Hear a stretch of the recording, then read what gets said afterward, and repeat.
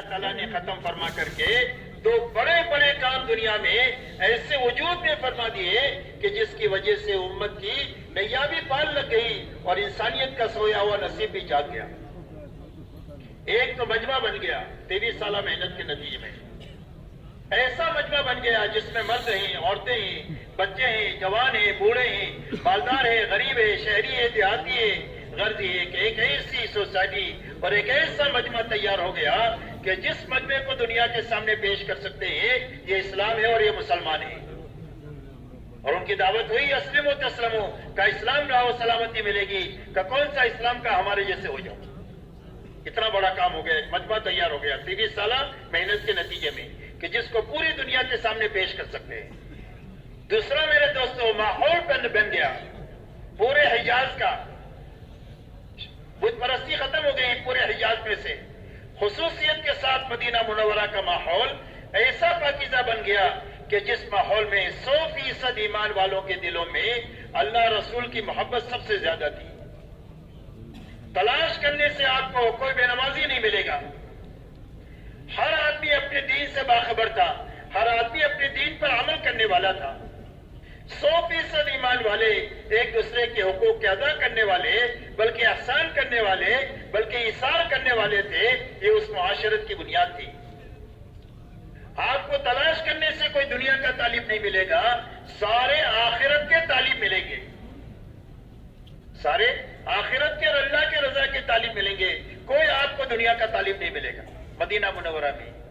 اور 100% ایمان والے اپنے آپ کو دین کا ذمہ دار سمجھتے تھے کہ جس طرح میں باپ ہوں، بچوں کا ذمہ دار ہوں، جس طرح میں شوہر ہوں، بیوی کی ذمہ داری میرے پر ہے، ایسا ہی مسلمان ہوں، اسلام کی ذمہ داری بھی میرے پر ہے.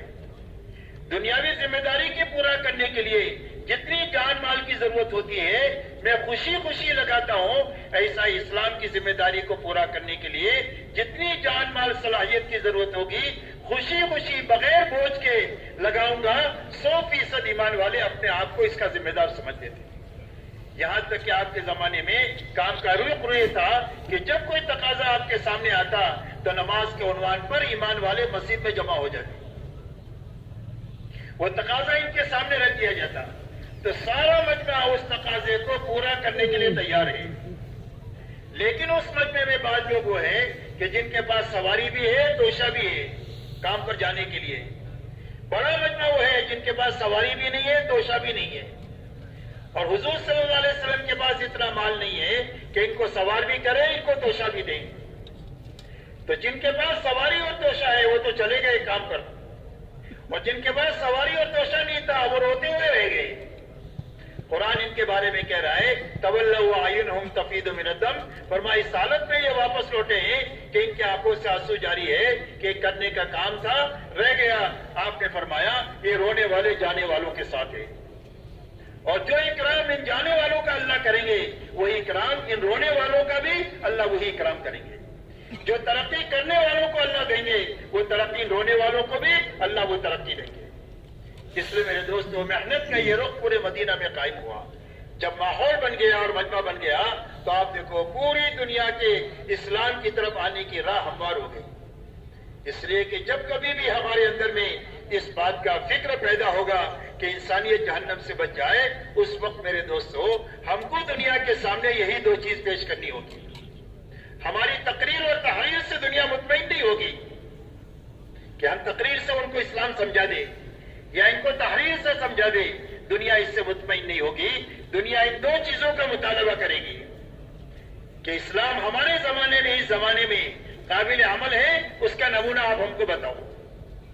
محلہ بتاؤ، شہر بتاؤ، ملک بتاؤ جہاں ہم جا کر کے دیکھیں کہ 100% مرد، عورتیں، جوان، بوڑھے پورے دین پر چل رہے. ایسا کوئی مجمع ہم کو بتاؤ یا ایسا کوئی ماحول آپ ہم کو بتاؤ کہ جس ماحول میں جا کر کے ہم یہ دیکھیں کہ 100% دینداری زندہ ہے. اور جب یہ دو چیزیں آپ دنیا کے سامنے پیش کر لیں گے تو پوری دنیا حق کی طرف ایسی دوڑ کر آئے گی جیسا بھوکا کھانے کی طرف آتا ہے، پیاسا پانی کی طرف آتا ہے، اور دھوپ میں چلنے والا چھاؤں کی طرف آتا ہے. اور دنیا کا کوئی بھی پروپیگنڈا ان کو حق کو قبول کرنے سے روک نہیں سکتا ہے. اللہ تعالیٰ نے اتنی طاقت حق میں رکھی ہے. شرط یہ ہے کہ ایک مجمع بننا چاہیے اور ایک ماحول بننا چاہیے. اور یہ اس وقت پہ بنے گا جب محنت کا یہ رخ قائم ہو. اب محنت کا یہ رخ قائم ہو اس کے لیے اللہ تعالیٰ نے ایک آسان شکل اللہ والوں کے رونے اور دھونے کی برکت سے اور بے چینی اور بے قراری کی برکت سے اللہ تعالیٰ نے ہمارے لیے ہماری کمزوری کو سامنے رکھ کر ایک آسان شکل رکھی. اور وہ آسان شکل یہ رکھی کہ ہر ایمان والا ایک مرتبہ اللہ کے راستے میں اچھا 4 مہینہ لگا دے. اپنے گھر کاروبار کی ترتیب بنا کر کے تھوڑے سے کام کو آگے پیچھے کر کے ایک مرتبہ اچھا 4 مہینہ لگاوے. اچھا 4 مہینہ لگانے کے معنی یہ ہے کہ وقت بھی پورا ہو، اعمال بھی پورے ہو. کرنے کے جتنے کام ہیں وہ کرتے ہوئے 4 مہینے لگانا. انفرادی اعمال بھی، اجتماعی اعمال بھی، کوئی عمل چھوٹنا نہیں چاہیے. ہر دن یہ اعمال کے پورا کرنے کے ساتھ وقت لگانا. بچنے کی جتنی چیزیں ہیں ان ساری چیزوں سے بچتے ہوئے اپنا 4 مہینہ لگانا. پہلی بنیاد ہے ہماری نقل و حرکت کی. دوسری بنیاد یہ ہے کہ جہاں جماعت جائیں وہاں ایک ایک گھر، ایک ایک فرد پر محنت کر کے ایک ایک کو ایمان سمجھانا، دین پر چلنے کا نفع، بے دینی کا نقصان سمجھانا، آخرت سمجھانا اور سمجھا کر ان کو اللہ کے راستے میں نکلنے کے لیے تیار کرنا. ہر جگہ سے جماعتیں بنانے کی محنت کے ساتھ 4 مہینہ لگانا. تیسرا کام یہ ہے کہ ہر جگہ جہاں پر جماعت جائے وہاں مسجدوار جماعت نہیں ہے تو مسجدوار جماعت اپنے ساتھ ان کو شریک کر کے، مانوس کر کے، کھلا پلا کر کے آخری دن جماعت بنا کر نکلنا. بنی ہوئی جماعت ہے تو اس کو کام پر کھڑا کر کے آگے بڑھنا. وقت لگائے لوگ بہت ہیں، حرکت پہ تھوڑے ہیں. بیٹھے ہوئے لوگوں کو حرکت پہ لانے کی محنت کے ساتھ اپنا وقت لگانا. ان بنیادوں کے ساتھ دن بھر اپنے آپ کو تھکاتے ہوئے رات کو اللہ کے سامنے گھنٹوں نماز اور دعا میں لگنا تاکہ اللہ تعالیٰ ہماری دین کی محنت کو قبول کرے. تو کرنے اور بچنے کے ساتھ وقت لگانا، جماعتوں کے نکالنے کی محنت کے ساتھ وقت لگانا، مسجدوار جماعت بنانے کی، بڑھانے کی محنت کے ساتھ وقت لگانا اور دن بھر تھکنے کے بعد رات کو اللہ کے سامنے گھنٹوں اچھی نماز پڑھ کر کے نماز میں، دعا میں، آہوزاری میں لگانا. ایسا اچھا وقت لگانا کہ اللہ ہمارے دلوں کا رخ بھی صحیح کر دے، ہمارا فکر بھی صحیح کر دے. ہمارے دلوں کا رخ اللہ کی طرف ہو جائے کہ ہم سب کو ناراض کر سکتے ہیں، اللہ کو ناراض نہیں کر سکتے. اللہ سے اتنی محبت ہو جائے، اللہ کا اتنا ڈر دل میں پیدا ہو جائے، اللہ کا یقین دل میں پیدا ہو جائے کہ ہمارے دلوں کا رخ اللہ کی طرف ہو جائے. ہمارے دلوں کا رخ اللہ کے حکموں کی طرف ہو جائے کہ مال کے بڑے بڑے نقشوں کو توڑ سکتے ہیں، اللہ کے حکم کو نہیں توڑ سکتے. اللہ کے حکموں کی عظمت، اللہ کے حکموں سے محبت، حکموں سے زندگی کے بننے کا یقین اتنا آ جائے کہ مال کے بڑے بڑے نقشوں کو توڑ سکتے ہیں، حکم کو نہیں توڑ سکتے.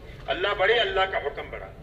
ہمارے دلوں کا رخ آخرت کی طرف ہو جائے کہ ہم دنیا کی راحتوں کو قربان کر سکتے ہیں، اپنی آخرت کا نقصان نہیں کر سکتے ہیں. ہماری آخرت کی زندگی اصل زندگی ہے.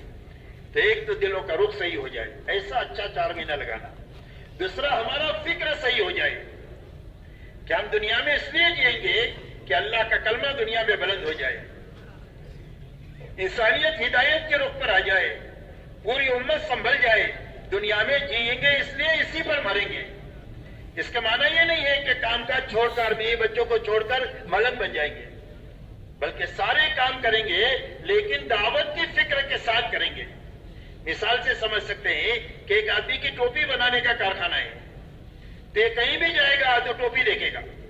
شادی میں جاوے تو ٹوپی دیکھے، میت میں جاوے تو ٹوپی دیکھے کہ لوگ کون سی ٹوپی پہنتے ہیں، میں اپنے کارخانے میں بناؤں. کھاتا بھی ہے، پیتا بھی ہے، بچوں کو پالتا بھی ہے، پڑھاتا بھی ہے، شادی بھی کراتا ہے، لیکن فکر ٹوپی کا ہو گیا. ایسے سارے کام ہم کریں لیکن دعوت کی فکر کے ساتھ کریں. اس لیے کہ جب فکر زندہ ہوگا تو محنت صحیح بنے گی. محنت تبلیغ کی ہے اور فکر دنیا کا ہے تو ادھوری تبلیغ زندگی پر ہوتی رہے گی. اور جب فکر دعوت کا بنے گا تو آہستہ آہستہ محنت کا صحیح رخ بنے گا کہ دعوت پر جان مال بقدر تقاضا لگنا شروع ہوگی، عبادت پر لگنا شروع ہوگی، اخلاق پر لگنا شروع ہوگی، زندگیاں ضرورت پر آئے گی، اسراف سے نکلے گی. یہ اس محنت کا صحیح رخ قائم ہوگا جب فکر بدلے گا. اس لیے اچھا 4 مہینہ لگانے کے بعد اللہ ہمت دے تو ہر سال 4 مہینہ لگائیں، مہینے میں 10 دن لگائیں، روزانہ 8 گھنٹہ لگائیں. تشکیل 7 مہینے کی ہے تو